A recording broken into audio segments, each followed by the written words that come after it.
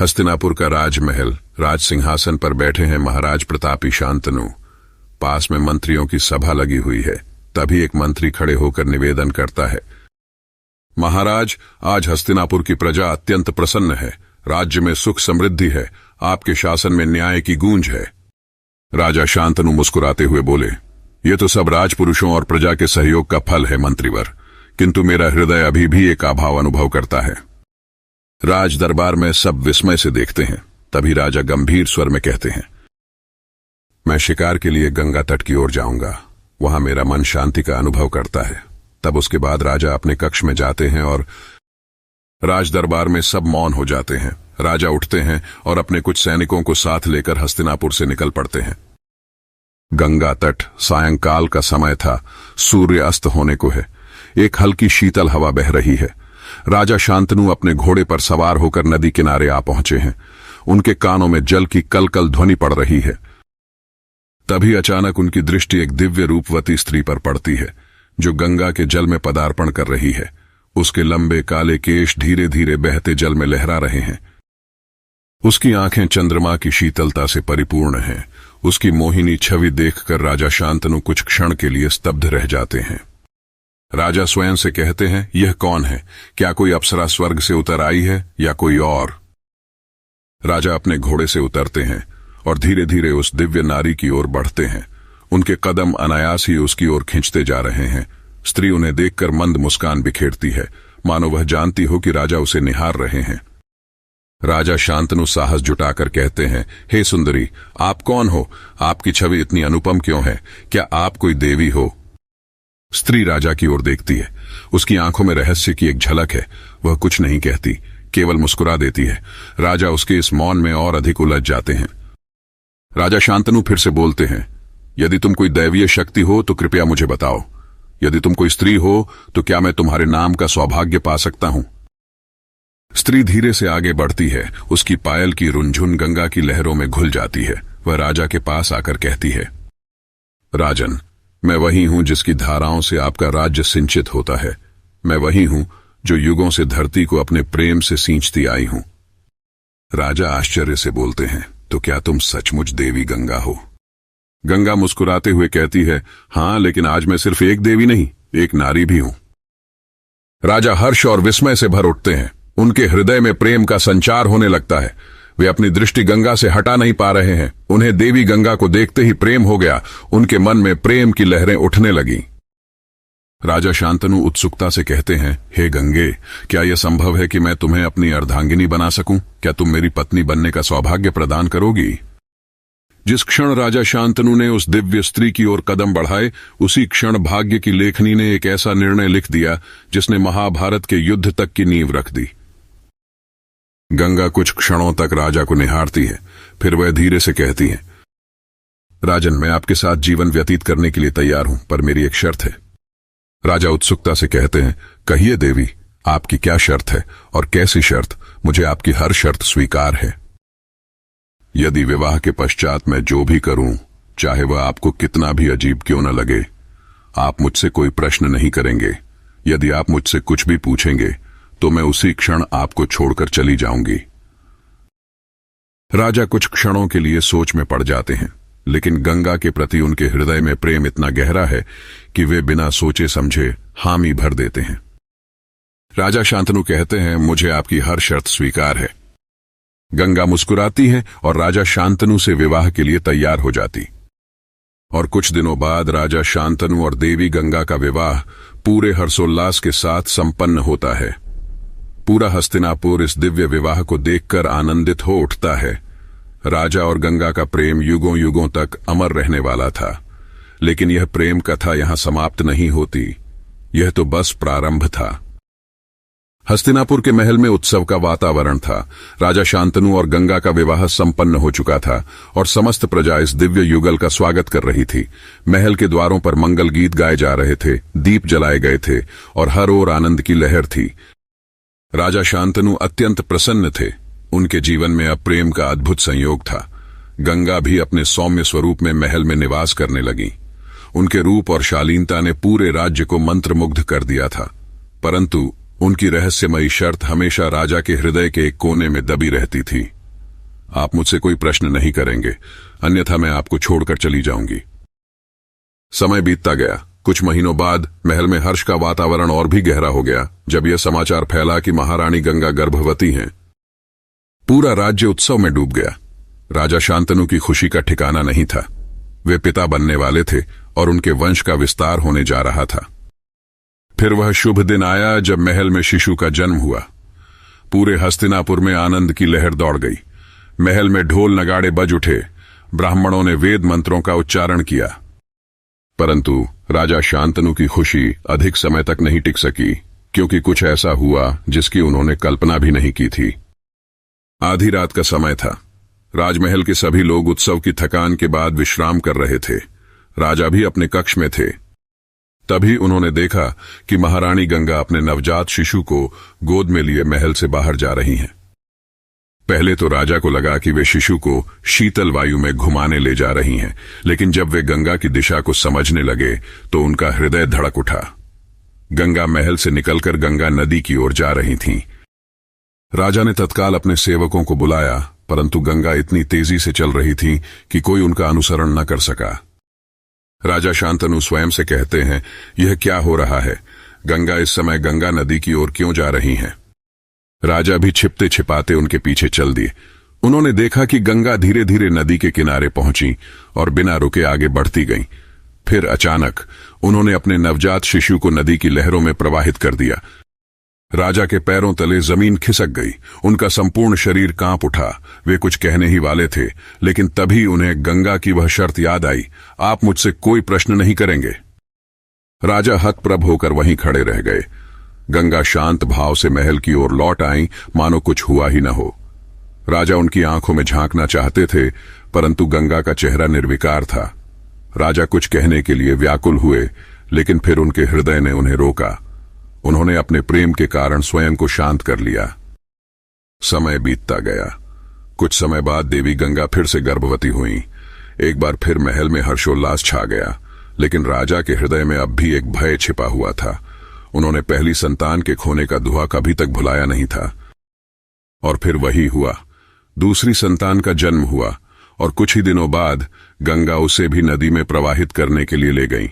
इस बार भी राजा शांतनु सब कुछ देखते रहे, लेकिन अपनी शर्त के कारण कुछ कह नहीं सके। यह क्रम चलता रहा। गंगा ने एक के बाद एक कुल 7 संतानों को जन्म दिया और प्रत्येक संतान को गंगा नदी में प्रवाहित कर दिया। राजा शांतनु के लिए यह असहनीय हो गया था, लेकिन अपने प्रेम और वचन के कारण वे मौन रहे। आखिरकार जब 8वीं संतान का जन्म हुआ, तब राजा शांतनु से रहा नहीं गया। वे अपनी संतान को इस प्रकार खोते खोते अब टूट चुके थे। उन्होंने स्वयं को रोका, लेकिन इस बार उनका धैर्य जवाब दे गया। जैसे ही गंगा 8वीं संतान को लेकर नदी की ओर बढ़ी, राजा शांतनु ने उनका हाथ पकड़ लिया। राजा शांतनु दर्द और क्रोध भरे स्वर से कहते हैं, बस अब और नहीं। हे गंगे, मैं तुम्हें अपने वचन से रोकता हूं। मुझे बताओ, तुम यह सब क्यों कर रही हो? क्यों तुम मेरी संतानों को नदी में प्रवाहित कर रही हो? क्या यह मेरा पितृत्व का अधिकार नहीं कि मैं अपने बच्चों को जीवित देख सकूं? देवी गंगा राजा को देखती है। उनकी आंखों में करुणा और गंभीरता का मिश्रण था। वे कुछ क्षण तक मौन रहती हैं और फिर वे गहरी सांस लेते हुए कहती हैं, हे राजन, आपने अपना वचन तोड़ दिया है। अब समय आ गया है कि मैं आपको सत्य बताऊं। राजा की आंखों में प्रश्नों की ज्वाला जल रही थी। उन्होंने स्वयं को संभाला और गंगा की ओर देखने लगे, जो अब गंभीर मुद्रा में थीं। हे राजन, आपने जो 7 संतानें खोई हैं, वे कोई साधारण शिशु नहीं थे। वे 8 वसुओं के अवतार थे, जिन्होंने अपने पूर्व जन्म में एक गंभीर अपराध किया था। राजा आश्चर्य से कहते हैं, 8 वसु? कौन सा अपराध?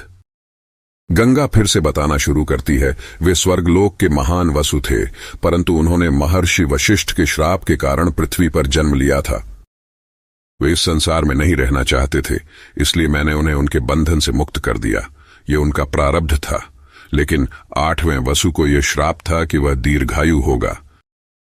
राजा शांतनु हतप्रभ रह गए। उनके मन में हजारों प्रश्न उठने लगे। तभी गंगा ने अपनी गोद में सोए नवजात शिशु को उनकी ओर बढ़ाया। हे राजन, यह तुम्हारा पुत्र है। यह 8वां वसु है जो दीर्घायु होगा। इस शिशु का नाम होगा देवव्रत, यही भविष्य में इतिहास के पृष्ठों में भीष्म पितामह के नाम से प्रसिद्ध होगा। राजा शांतनु अवाक रह गए। उन्होंने अपने पुत्र को गोद में उठा लिया और उनकी आंखों में आंसू छलक उठे। गंगा राजा को अंतिम बार देखती हैं और फिर धीरे धीरे लहरों में विलीन हो जाती हैं। राजा शांतनु अपनी गोद में अपने पुत्र को लिए स्तब्ध खड़े थे। गंगा की लहरें धीरे धीरे शांत हो रही थीं, लेकिन उनके हृदय में तूफान उमड़ रहा था। उनकी प्रिया गंगा उन्हें छोड़कर जा चुकी थी और उनके हृदय में एक रिक्तता भर गई थी। वे अपने नवजात पुत्र को देखते रहे, जो उनकी विरासत का अंतिम उत्तराधिकारी था। गंगा के वियोग में राजा शांतनु उदास रहने लगे, लेकिन उन्होंने अपने पुत्र का पालन पोषण करने का निर्णय लिया।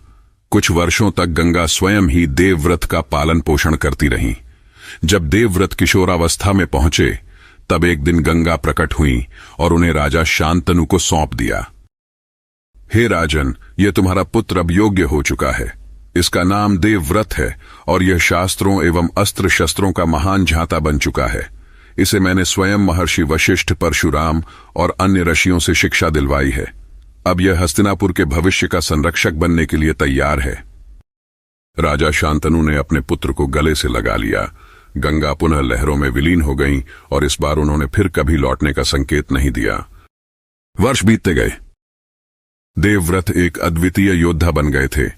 वे न केवल शस्त्र विद्या में पारंगत थे, बल्कि वेदों और धर्मशास्त्रों में भी उनकी गहरी निपुणता थी। राजा शांतनु उन्हें अत्यंत प्रेम करते थे और धीरे धीरे अपना राज्यभार भी उन्हें सौंपने लगे।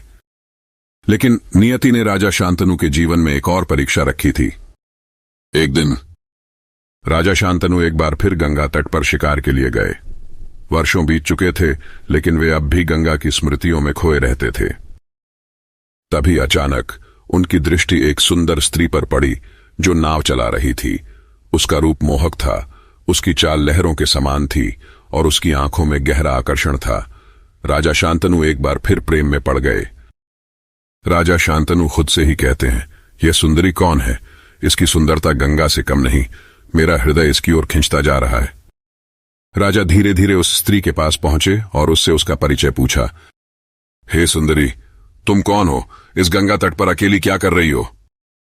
स्त्री विनम्रता से बोली, राजन, मैं निषाद राज की पुत्री सत्यवती हूं।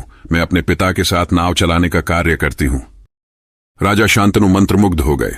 उन्होंने निश्चय कर लिया कि वे सत्यवती से विवाह करेंगे। वे तुरंत निषाद राज के पास गए और विवाह का प्रस्ताव रखा।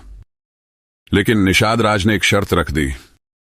हे राजन, मैं आपकी भक्ति और प्रेम को समझता हूं, लेकिन मेरी एक चिंता है। यदि मेरी पुत्री सत्यवती आपकी रानी बनेगी, तो क्या उसके संतान को ही हस्तिनापुर का उत्तराधिकारी बनाया जाएगा? राजा शांतनु यह सुनकर स्तब्ध रह गए। वे अपने पुत्र देवव्रत से अत्यधिक प्रेम करते थे और वे उसे ही उत्तराधिकारी बनाना चाहते थे, लेकिन सत्यवती के प्रेम ने उन्हें दुविधा में डाल दिया।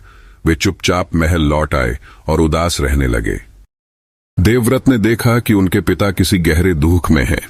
वे उनके कक्ष में गए और कारण जानना चाहा। पिताश्री, आप कई दिनों से मौन और उदास हैं। कृपया मुझे बताइए कि आपका हृदय किस बात से व्यथित है। राजा शांतनु ने कोई उत्तर नहीं दिया, लेकिन देवव्रत को संकेत मिल चुका था। वे स्वयं निषाद राज के पास पहुंचे और पूरी बात समझी। अपने पिता के प्रेम और सुख के लिए देवव्रत ने वह प्रतिज्ञा ली, जो इतिहास में भीष्म प्रतिज्ञा के नाम से प्रसिद्ध हुई। देवव्रत दृढ़ता से कहे, हे निषाद राज, मैं आपको यह वचन देता हूं कि मैं हस्तिनापुर के सिंहासन का कभी अधिकारी नहीं बनूंगा। सत्यवती माता के पुत्र ही इस राज्य के उत्तराधिकारी होंगे। लेकिन निषाद राज को अभी भी संदेह था। उन्होंने एक और प्रश्न उठाया। राजकुमार, यदि आप राजा नहीं बनेंगे तो भविष्य में आपके संतान इस राज्य पर अपना अधिकार जता सकती हैं। तब क्या होगा? यह सुनकर देवव्रत ने वह भयानक प्रतिज्ञा ली, जिसने उन्हें अमर बना दिया। मैं यह भी प्रतिज्ञा करता हूं कि मैं आजीवन ब्रह्मचारी रहूंगा। मैं कभी विवाह नहीं करूंगा और कोई संतान नहीं होगी। मैं सदैव हस्तिनापुर के राज्य का सेवक बनकर रहूंगा। जैसे ही देवव्रत ने यह वचन लिया, स्वर्ग में देवताओं ने पुष्प वर्षा की। गंगा तट पर हलचल मच गई। स्वयं गंगा ने प्रकट होकर अपने पुत्र को आशीर्वाद दिया। हे पुत्र, आज से तुम भीष्म कहलाओगे। तुम्हारी प्रतिज्ञा इतनी प्रबल होगी कि स्वयं मृत्यु भी तुम्हें अपनी इच्छा से नहीं छू सकेगी। तुम तभी मरोगे जब तुम स्वयं इसे स्वीकार करोगे। राजा शांतनु को जब यह झांत हुआ तो वे फूट फूट कर रो पड़े। उन्होंने अपने पुत्र को गले लगा लिया, लेकिन भीतर से टूट चुके थे। वे समझ गए कि उनके पुत्र ने उनके प्रेम के लिए अपना पूरा जीवन बलिदान कर दिया। इस प्रकार भीष्म प्रतिज्ञा के कारण ही महाभारत का बीज बोया गया। सत्यवती के पुत्रों से कुरुवंश आगे बढ़ा, लेकिन नियति ने उनके राज्य को महान संघर्षों की ओर धकेल दिया। यदि भीष्म ने यह प्रतिज्ञा न ली होती तो शायद महाभारत का युद्ध कभी न हुआ होता। देवी गंगा और राजा शांतनु की अद्भुत प्रेम कथा, जिसमें प्रेम, त्याग और नियति की लीला सब कुछ समाहित था। क्या यह प्रेम सुखद था या यह त्याग ही प्रेम का वास्तविक स्वरूप था? यह प्रश्न युगों युगों तक अनुत्तरित रहेगा। यह कथा केवल प्रेम की नहीं, बल्कि त्याग, कर्तव्य और नियति की भी कहानी है। गंगा और शांतनु का प्रेम कालातीत था, लेकिन उनके प्रेम ने एक ऐसा पुत्र दिया जिसने युगों युगों तक धर्म और मर्यादा का पालन किया, भीष्म पितामह। गंगा अपने वचनानुसार शांतनु को छोड़कर चली गईं, लेकिन उन्होंने अपने पुत्र को अमरत्व और अद्वितीय शक्ति का वरदान दिया। वहीं शांतनु ने अपने प्रेम के लिए अपने पुत्र को खो दिया और भीष्म ने अपने पिता के प्रेम के लिए अपना पूरा जीवन त्याग दिया। यही प्रेम का सबसे बड़ा रूप था, स्वयं को मिटाकर अपने प्रियजनों की खुशी के लिए समर्पित होना। गंगा, शांतनु और भीष्म की यह कथा हमें यही सिखाती है कि प्रेम केवल पाने का नाम नहीं, बल्कि त्याग करने का भी नाम है। अंत तक बने रहने के लिए आपका सभी का तहे दिल से धन्यवाद। आपको यह कथा कैसी लगी? क्या आपको और भी ऐसे पौराणिक प्रसंगों की कथा सुननी है? हमें अवश्य बताइए।